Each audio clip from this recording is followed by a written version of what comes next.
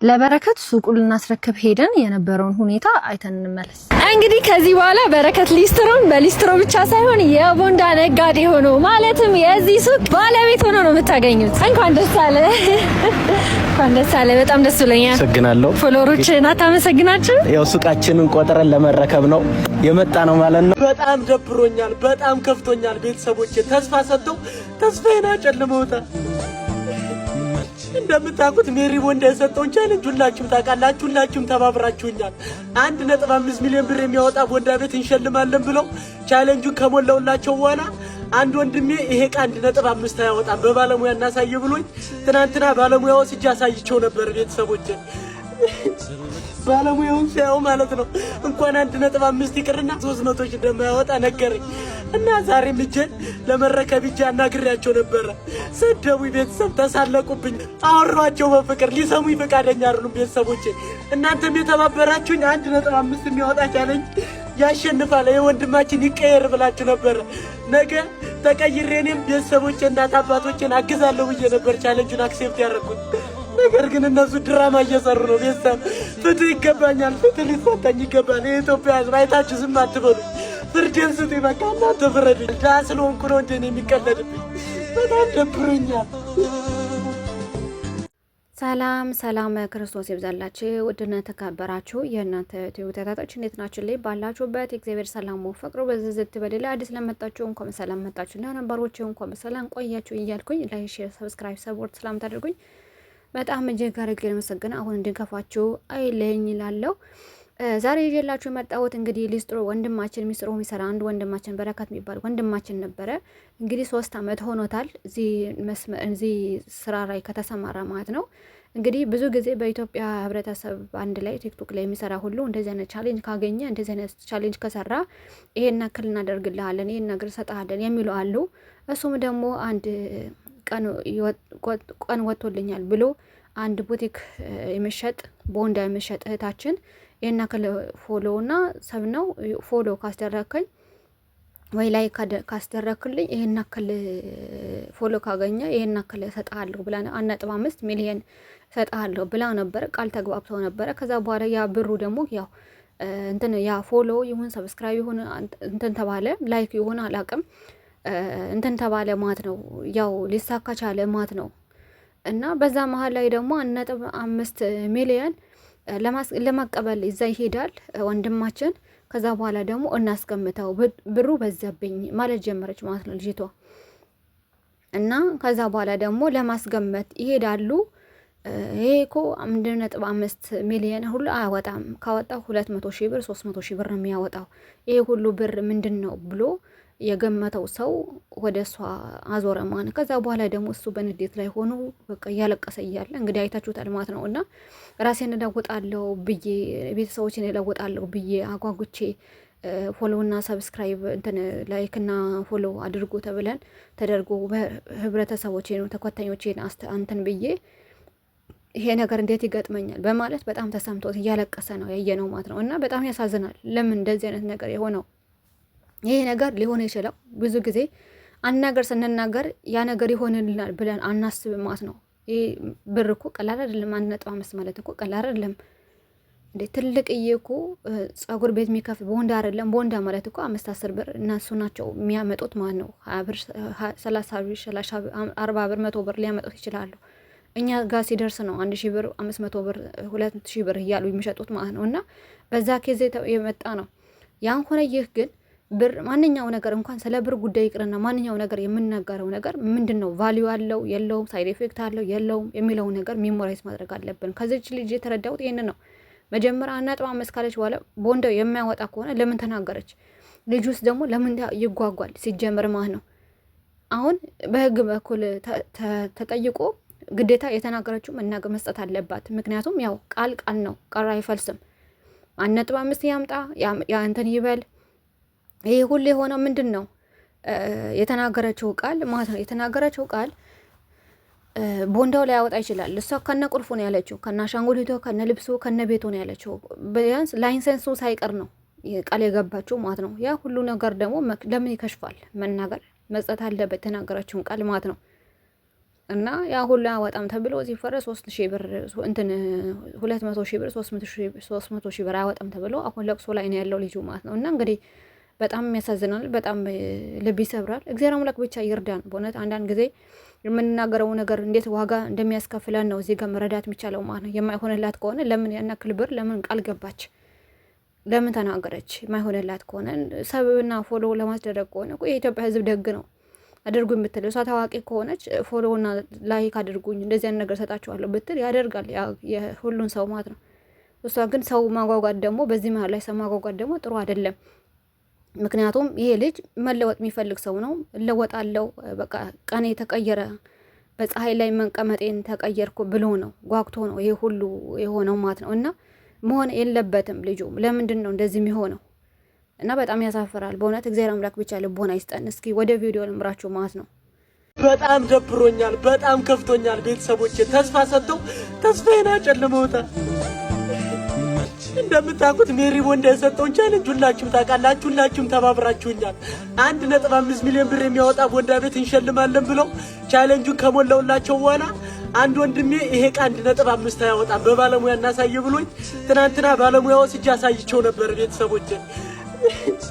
ባለሙያውን ሲያው ማለት ነው እንኳን 1.5 ይቅርና 300 ሺህ እንደማያወጣ ነገረኝ። እና ዛሬም እጄን ለመረከብ እጄ አናግሬያቸው ነበረ። ሰደቡኝ፣ ቤተሰብ ተሳለቁብኝ፣ አወሯቸው በፍቅር ሊሰሙኝ ፈቃደኛ አይደሉም ቤተሰቦቼ። እናንተም የተባበራችሁኝ 1.5 የሚያወጣ ቻሌንጅ ያሸንፋል የወንድማችን ይቀየር ብላችሁ ነበር። ነገ ተቀይሬ እኔም ቤተሰቦቼ እናት አባቶቼን አግዛለሁ ብዬ ነበር ቻሌንጁን አክሴፕት ያደረኩት። ነገር ግን እነሱ ድራማ እየሰሩ ነው። ቤተሰብ ፍትህ ይገባኛል፣ ፍትህ ሊሰጠኝ ይገባል። የኢትዮጵያ ሕዝብ አይታችሁ ዝም አትበሉ፣ ፍርዴን ስጡኝ። በቃ እናንተ ፍረዱኝ። ድሀ ስለሆንኩ ነው እንደ እኔ የሚቀለድብኝ። በጣም ደብሮኛል። ቤተሰቦቼ ፍትህ ይሰጠኝ፣ ለእውነት ቁሙልኝ እላለሁ። ቤተሰቦቼ ሜሪ ቦንዳ አሁን መልስ ሰጥታለች። እያንዳንዱ ነገር በኤዲት እያቀናበረች ህዝቡን እየሸወደች ነው፣ እያጭበረበረች ነው። እኔ ጋር ሙሉ የቪዲዮ ማስረጃ እኔ ጋርም አለ። እሷ ብቻ አይደለም ቪዲዮ የቀረጸችው። የሜሪ ቦንዳ ያለው አካውንት ላይ 100,000 ፎሎወር ከጨመረ የ1.5 ሚሊዮን ብሩን ቦንዳ ቤት ይሰጠዋል። እኔ የጠየቅኩት ምንድነው 1.5 ሚሊዮን ብር የሚያወጣ የቦንዳ ቤት ዕቃ እንሸልማለን ብለዋል አይደል? ቻሌንጁ ሲሰጡ እናንተም እሱን ሰምታችሁ ነው ፎሎ ያደረጋችሁልኝ። ሁላችሁም ይሄንን ታውቃላችሁ። እኔም እነሱ ባሉት መሰረት ቻሌንጁን ሞላው። ከቻሌንጁ አንደኛውኛ አሸነፍኩኝ፣ ተመረጥኩኝ። ቻሌንጁን ሞላው። የጠየቅኩት ምንድነው የተባለውን ስጡኝ ነው። እኔም የጠበቅኩት ያንን ነው፣ ህዝብም የጠበቀው ያንን ነው። ነገር ግን አሁን እነሱ ምን አይነት ድራማ እየሰሩ ነው?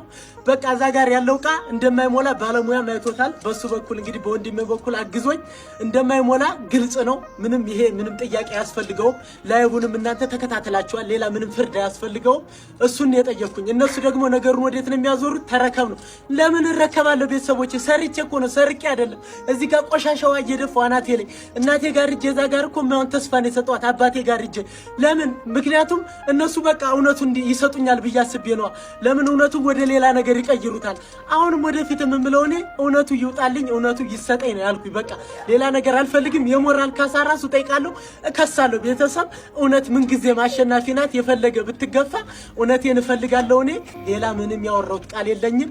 እሱም ደግሞ እንግዲህ ከጎዳና ጀምሮ እስካሁን ድረስ እያገዘኝ ያለ እሱ ነው። ቻሌንጁንም አይቷል፣ የሚላችሁን እንሰማለን። እንግዲህ ቤተሰቦቼ እሱ የሚናገረው ሌላ፣ እሷ የምትናገረው ሌላ።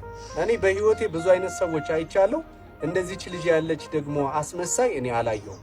እንደዚህ እንደምታያት ጨዋ ልጅ አይደለችም። እውነት ለመናገር አሁን እዚህ ጋር በቪዲዮ ተረጋግታ ሰክና የምታወራ አይነት ልጅ አልነበረችም። ላይቡን አይታችሁታል። ምንም አይነት ጥያቄ አልጠየቃትም፣ ወይም ደግሞ በሆት ሆኖ ተበሳጭቶም አልጠየቃትም። የጠየቃትን ጥያቄ ሲጠይቃት ላይብ ላይ እንዳያችሁት ይህን ዕቃ ባለሙያ ያሳይቸው በጣም የቃረደ ነው፣ የሞተ ነው፣ ዋጋ ያወጣልህም ብለውኛል። ምንድን ነው ማረገው? እንዴት ነው የምታስረክቡኝ ነው ያላት። በቃ ይሄን ነው የጠየቃት። እኛም ነበርም በቦታው። ስለዚህ የተጠየቀውን ጥያቄ ላለመመለስ የሚደረገው ሩጫ በጣም የሚያሳዝን ነው። እውነት ለመናገር የህግ ባለሙያዎች ካላችሁ እዚህ ጎዳና ላይ ነው የመጣው፣ ሊስትሮ ነው፣ የድሃ ልጅ ነው፣ ምንም አያመጣም ብለው ስለሆነ እንደዚህ እየተጫወቱበት ያሉ አናግሩት፣ በእናታችሁ እርዱት። ህጋዊ የሆነ ጥያቄ መጠየቅ እንፈልጋለን። የሞራል ካሳ ያስፈልገዋል። 1.5 ሚሊዮን አገኛለሁ ብሎ ሲያስብ የነበረን ሰው አስቡት። ከ1.5 ሚሊዮን ደግሞ ነፃ ስጦታ አይደለም። ብዙዎቻችሁ ኮሜንት ላይ ምናምን አይቻለሁ። ነፃ ስጦታ አይደለም። ራሱ ላይ ቆሻሻ ውሃ እየደፋ መከራውን እያየ ቤተሰቡ ጋር እናቱ ጋር ሂዶ ቪዲዮ እየሰራ ነው ይህን ቻሌንጅ ያሳካው። ብዙ ቻሌንጅ የሚሰጡ ሰዎች እናውቃለን፣ ቻሌንጁን በስነ ስርዓቱ ሲሰጡ እናውቃለን። እዚህ ልጅ ጋር ደግሞ የተፈጸመው ነገር በጣም የሚያሳዝን ነው፣ የሚያሳፍር ነው። ቤተሰቦች የምንችለውን ነገር በማድረግ የዚህ ልጅ ፍትህ እናረጋግጥ፣ ከጎኑ እንድትቆሙ ጠይቃቸዋለሁ። እግዚአብሔር ይስጣችሁ።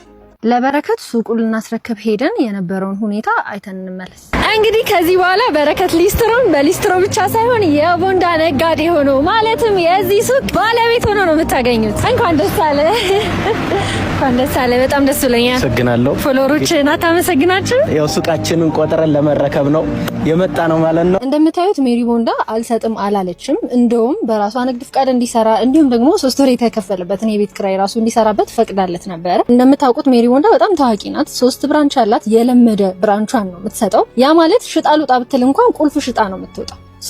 ራሷ ይሄን ያህል ይገመትልኛል ብላ ያለችውን ዋጋ አወጣች። ዛሬ ደግሞ በጣም የሚገርመኝ በረከትን ጠርቸው ቻሌንጁን ከመቀበሉ በፊት አሳይቼዋለሁ። እያንዳንዱን ሱቅ አሳይቼው እንደዚህ ነበር ያመሰገነው። በጣም ደስ ብሎኛል። ደስታዬ ከልክ በላይ ነው። እርግጠኛ ነኝ እንደሚጨምርና ይሄንን ሱቅ እንደሚወስደው መመረቅ ስላለብኝ ይሄንና ይሄንን ገዝቻለሁ። ሜሪ ስንት ነው ዋጋ? ሱቅ ውስጥ በጣም ሙሉ ልብስ ነው ያለው። እሱ ብቻ አይደለም፣ አሻንጉሊት አለ፣ ብረቶች አሉ። ሙሉ የተሟላ ሱቅ ነው። ቢሆንም ቪዲዮ ከተለቀቀበት 15 ቀን ቢሆንም የሰጠነው 20 ምናምን ቀን ሆኖ ራሱ ሜሪ ቦንዳ ቁልፉን ለመስጠት ፍቃደኛ ነበረች። እንደውም ትላንትና ላገኘሁትኝ ሰዓት ፎሎወሩ ራሱ አልሞላም፣ ቀንሶ ነበር። ግን እንደዛም ሆኖ እኛ በጣም ዊሊንግ ነበር ለመስጠት።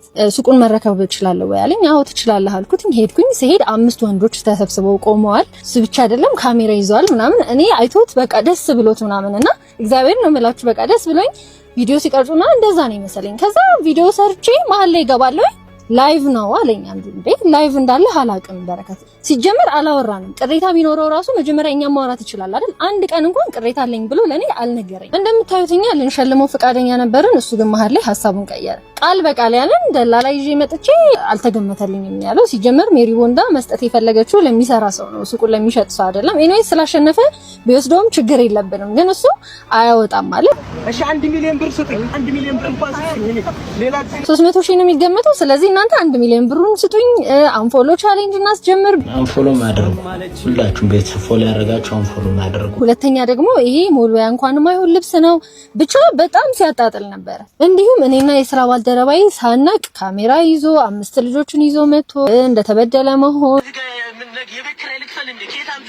ብቻ በጣም በቃ አንኤክስፔክትድ ነገር ነበር የተፈጠረው። እኛም ደግሞ ሳናቅ ስለሆነ ላይቭ የገባው አቁም ላይቭ መቅረጽን እናውራ ብለን ልናስረዳው በጣም ነው የሞከርነው። እሱ እንዲረዳን ፈቃደኛ አልነበረ።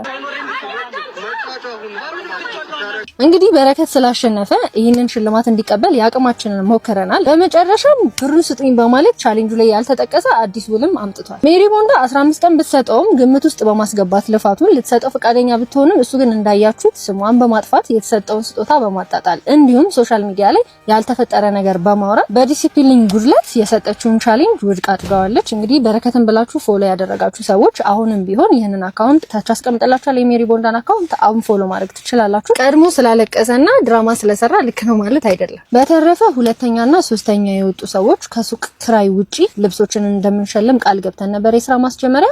እሱን ስንሰጥ በግልጽ የምናሳያችሁ ይሆናል። የተፈጠረው ነገር እንዳለ አሁን እንዳሳያችሁ ነው። እኔ በተፈጠረው ነገር በጣም ነው ያዘንኩትኝ። አይ ዊሽ እንደዚህ አይነት ነገር ውስጥ ባልገባ። ኤኒዌይስ ቴንክ ዩ። በረከት ሊስትሮ ሲጠርጋ ሳምሮ ሊቀየር ነው ወደ ቦንዳ ኑሮ። ቤተሰቦች ወጥ ያለፈልኝ ብዬ እኮ ነው እናቴና አባቴን ነገ ቀይራለሁ ብዬ ነው። ለምን ተስፋ ያስቆርጡኛል? እንግዲህ አሁን ባያችሁት ቪዲዮ የሜሪ ቦንዳና የበረከት ሊስትሮን በተመለከተ ህጉ ምንድነው የሚለው ብላችሁ ሜንሽን አድርጋችሁኛል። እንግዲህ ከፋክቱ በቀጥታ ሜሪ ቦንዳ ስትለው ባልሰማም ልጁ እያለ ያለው የእሷን አካውንት በ100 ሺህ ካሳደግኩ 1.5 ሚሊዮን ቡቲክ ይከፈትልሃል ብላኛለች ነው የሚለው።